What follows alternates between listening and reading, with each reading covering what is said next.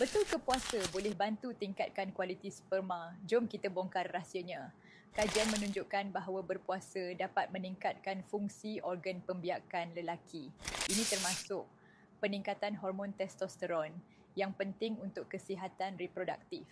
Penurunan risiko rintangan insulin yang membantu menjaga kesihatan saluran darah dan mengurangkan risiko mati pucuk.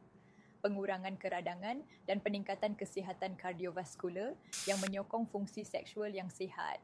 Untuk memaksimumkan manfaat puasa pada kesuburan, amalkan diet seimbang semasa sahur dan berbuka.